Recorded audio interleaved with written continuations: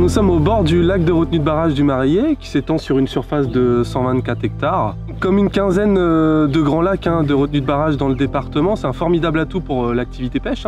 Malheureusement, ces grands lacs de retenue de barrage deviennent au fil du temps peu favorables à l'accueil, à la reproduction et aussi au développement des espèces. Donc on a décidé de mener un projet en 2019 de mise en place d'habitats, que ce soit naturel et artificiel, sur 3 zones principales du lac, 2 zones en bordure et une zone en profondeur, en remontant le lit du cours d'eau, pour répondre aux différentes exigences des espèces en termes d'accueil. Donc on a décidé de mettre en place un suivi par plongée subaquatique, donc avec une comparaison de 2 autres zones aussi sans aménagement pour évaluer la différence que l'on peut avoir en termes de diversité en espèces ou de densité de poissons observés sur ces zones.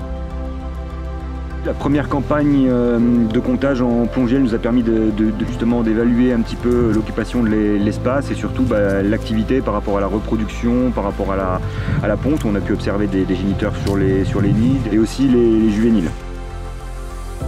Donc la deuxième campagne qui aura lieu en automne, elle aura pour vocation de cibler un petit peu l'occupation des poissons sur les récifs en profondeur cette fois, parce qu'en justement en période hivernale les températures changent, le niveau du plan d'eau baisse et du coup les habitats profonds sont beaucoup plus intéressants pour le poisson.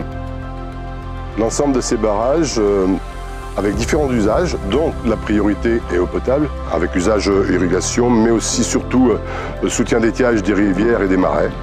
Soit donc cette nouveauté avec des habitats artificiels que nous on apprécie énormément et donc on souhaite ce développement sur l'ensemble de nos barrages. Donc la deuxième partie du travail maintenant ça va consister à traiter et décortiquer toutes ces données parce que ça fait quand même un gros volume. Et justement par rapport à ces premières campagnes on a déjà des retours d'observation qui sont positifs, notamment entre les différentes configurations d'aménagement qui vont nous permettre derrière d'améliorer les choses.